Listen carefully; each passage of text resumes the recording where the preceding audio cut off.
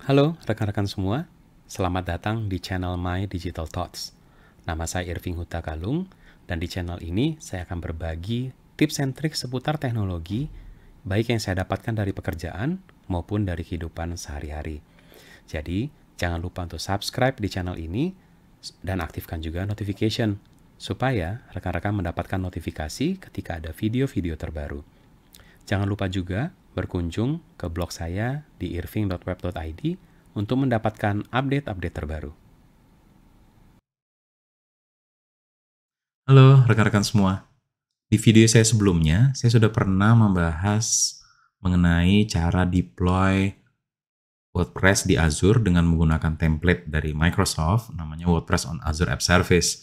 Nah, itu mudah karena kita tinggal pilih-pilih, klik, deploy, langsung jadi gitu ya. Nah, kemudian di video lain saya sudah pernah juga menjelaskan cara melakukan migrasi. Seandainya kita sudah punya WordPress di site lain gitu ya misalnya, atau bahkan yang udah pernah ada di Azure tapi masih di host sendiri gitu ya. Nah, mau dipindahkan ke yang WordPress on Azure App Service tadi. Nah, itu udah saya bahas juga. Yang belum saya bahas kemarin adalah rincian mengenai apa aja sih feature Azure yang dipakai oleh WordPress on Azure App Service itu. Dan ada 3 hal sebenarnya yang penting. Pertama itu adalah Redis yang digunakan untuk caching. Kedua, CDN yang kita gunakan untuk mendistribusikan konten kita supaya lebih cepat gitu ya diakses oleh user dari manapun. Dan yang ketiga adalah mengirim email. Nah, dari WordPress on Azure App Service itu mengirim email dengan menggunakan Azure Communication Service. Nah, bagaimana sebenarnya settingannya? Saya nggak akan bahas deploy-nya karena sudah di-deploy ya oleh template-nya, tapi apa aja sih settingannya yang disiapkan oleh Azure dan apa aja yang mungkin masih perlu kita ubah gitu ya. Oke. Nah, saya masuk aja langsung ke tampilannya. Untuk mengingatkan aja, jadi kalau kita deploy Azure App Service itu, WordPress on Azure App Service itu, kita tinggal create aja resource ini ya, pilihnya WordPress on App Service. Ada satu dari Microsoft nih, dari Microsoft, kita tinggal create. Ini sebenarnya di video saya yang pertama udah ada ya, cuman saya cepat aja hanya untuk refresh. Nanti mau saya tunjukkan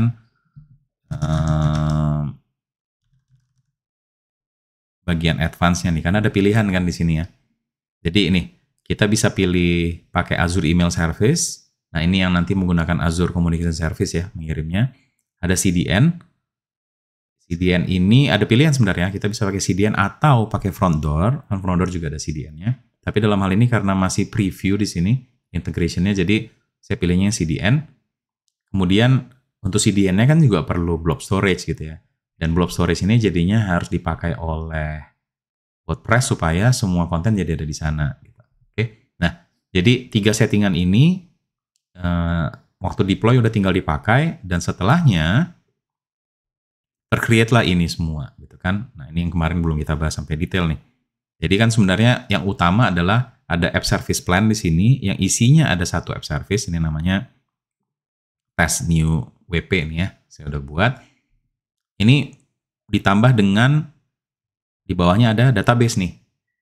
Ada MySQL Flexible Server. Nah, karena MySQL Flexible Servernya diakses dari WordPress secara secure dengan menggunakan VNet, maka ada juga private DNS zone-nya. Gitu ya. Itu yang paling utamanya. Nah, kita udah tambahkan tadi 3 hal kan, ada Redis, CDN, sama Communication Service. Nah, CDN-nya ada di sini nih, CDN profile-nya, dan blob storage-nya ada di bawah nih, storage account. Makanya ada 2 ini. Kemudian untuk email, mengirim email, maka di sini ada Azure Communication Service, yang di dalamnya ada email communication service, yang ada di dalamnya juga endpoint-nya. Jadi, kita akan pakai ini semua nanti untuk integrasi ke dalam WordPress. Mungkin teman-teman nanya, loh kok Redis-nya nggak ada gitu. Ya karena WordPress on Azure App Service itu bukan pakai Azure Redis. Dia menggunakan Redis yang hidup di dalam kontainernya. Jadi kalau ingat di video saya yang pertama saya jelaskan WordPress-nya itu sebenarnya menggunakan kontainer gitu ya. Dan di dalam kontainernya juga sudah ada Redis. Nah, apa aja sih yang perlu disetting? Nah, ini yang menarik. Saya masuk ke bagian plugin ya. Ini WordPress-nya udah hidup. Kita masuk ke bagian plugin. Di dalam sini ada 2 plugin yang ditambahkan oleh template deployment. Pertama yang app service email ini plugin dari Microsoft dan ini digunakan untuk connect ke Azure Communication Service gitu. Dan yang kedua ada W3 Total Cache. Nah, ini bukan dari Microsoft ya, ini dari satu company namanya BoldGrid. Dan di sini lengkap di dalamnya ada Redis dan ada CDN settings. Oke. Nah, yang perlu saya ingatkan adalah kalau teman-teman memang deploy WordPress-nya from zero, ini sih udah langsung jalan. Nggak ada apa-apa lagi yang perlu dilakukan. Karena settingannya ya udah begitu aja gitu ya. Tapi kalau teman-teman setelah deploy pakai template ini, kemudian migrasi konten dari app service, dari WordPress yang di site lain, biasanya yang terjadi adalah ini ke disable jadinya dua plugin ini gitu ya. Itu kejadian sama saya juga gitu. Nah, jadinya harus saya activate, dan kalau diactivate kita harus setting ulang kan. Jadi bagus juga untuk tahu settingannya apa aja sih sebenarnya perlu disetting gitu. Oke. Nah, kita masuk pertama yang ke W3 Total Cache dulu ya. Setting. Sini ada banyak nih. Waktu kita pasang Total Cache ini juga di sebelah kiri jadi ada menu namanya Performance ya. Jadi bisa langsung masuk lewat sana. Ini kita lagi di General Settings.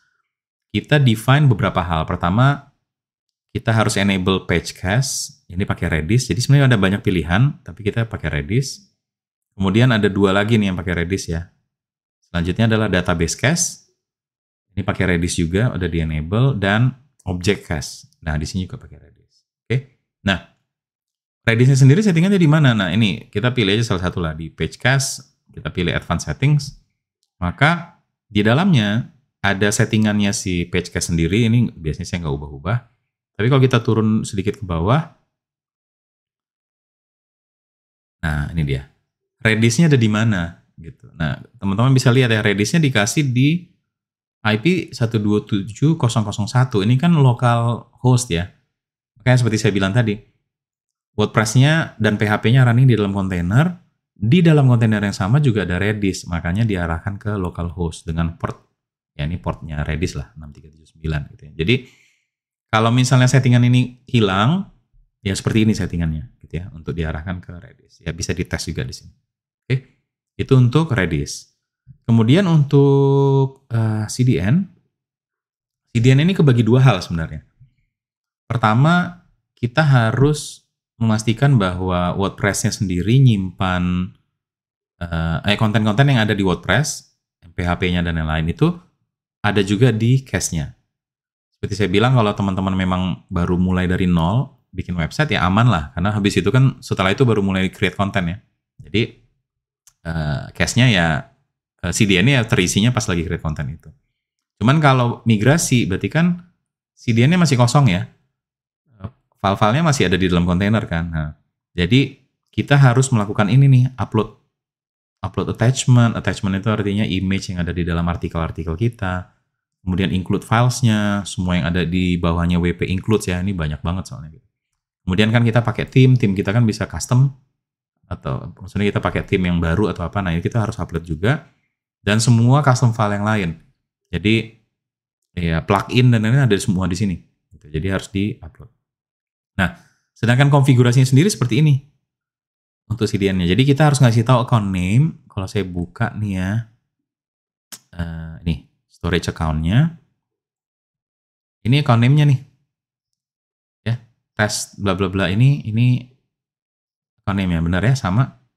Kemudian untuk teman-teman yang mengerti, untuk akses Azure Storage itu perlu ada key. Nah, key-nya itu ada di sini. Access keys namanya.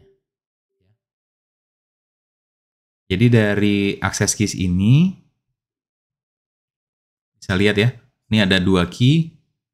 Ini key pertama, ini key kedua. Ya tinggal di show aja, habis itu copy. Ya, baru di copy ke sini.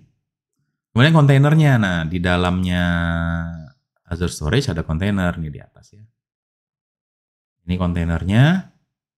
Oke, blob test. Bla bla bla. Oke, ini ya, blob test ini. Kemudian SSH support automatic aja. Nah, ini bagian Azure Storage-nya. Bagian CDN-nya di bawah nih. Apa sih nama CDN yang akan kita pakai? Nah, kita buka dulu.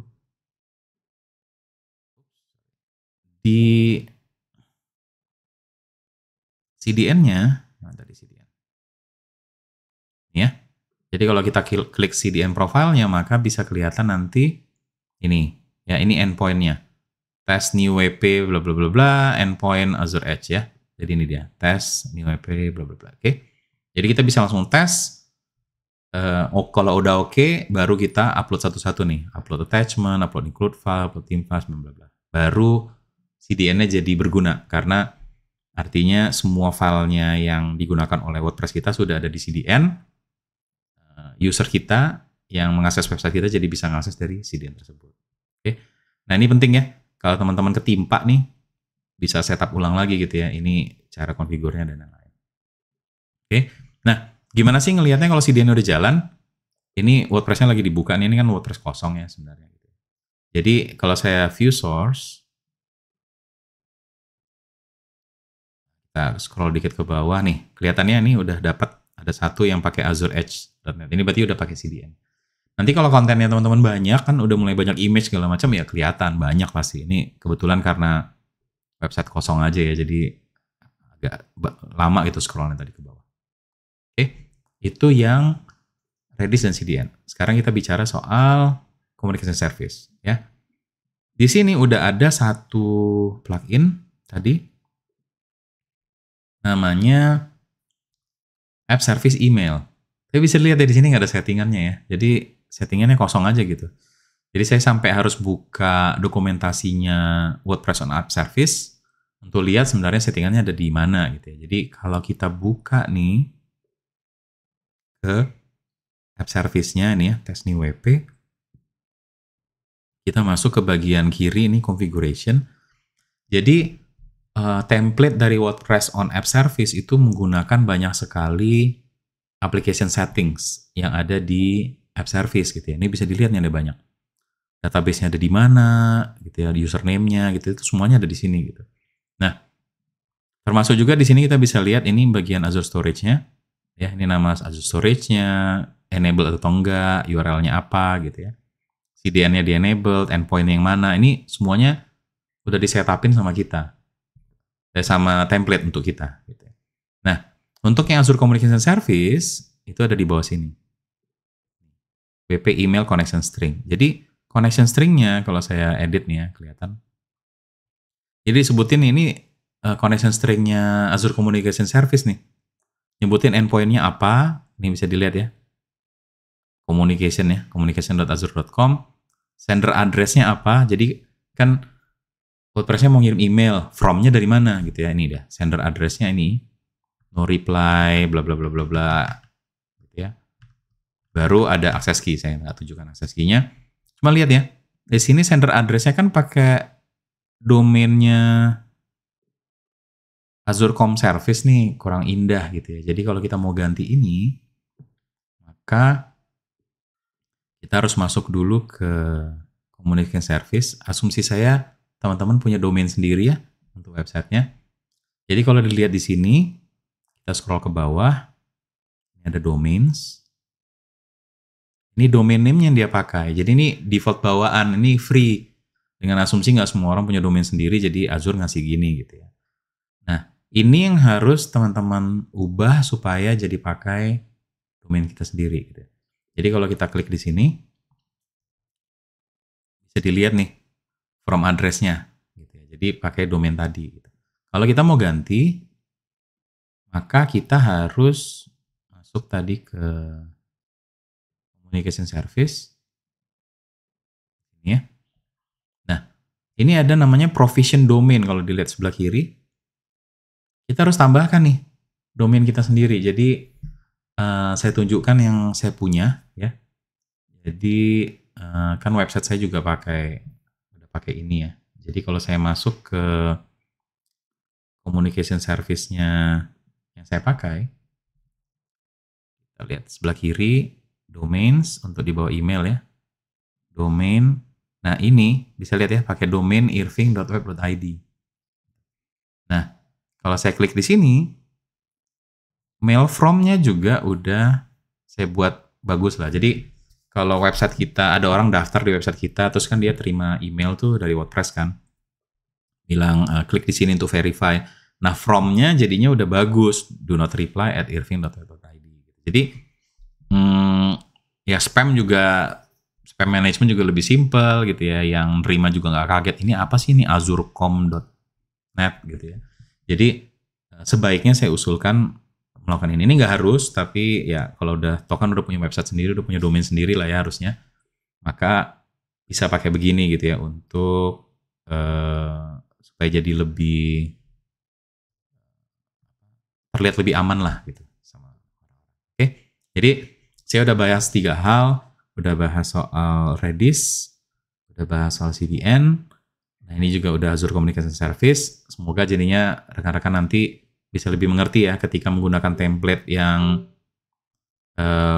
WordPress for Azure App Service, jadinya bisa tahu kira-kira apa saja yang harus dikonfigur, apa aja yang harus diperhatikan gitu ya. Dan semoga jadi tertarik untuk menggunakan juga kalau belum. Karena jadinya lebih mudah ya, kita yang nge-host WordPress-nya nih, yang punya website, jadinya kan bisa fokus ke WordPress-nya aja gitu. Karena masalah scalability, masalah security, masalah kayak tadi email-emailan, CDN dan lain udah diurus sama Azure. Jadi kita hanya fokus ke kontennya kita aja. Oke, semoga video ini membantu. Terima kasih. Terima kasih karena sudah bergabung di channel My Digital Thoughts. Jangan lupa untuk subscribe di channel ini dan aktifkan juga notification supaya rekan-rekan mendapatkan notifikasi ketika ada video-video terbaru. Jangan lupa juga untuk berkunjung ke blog saya di irving.web.id. Terima kasih.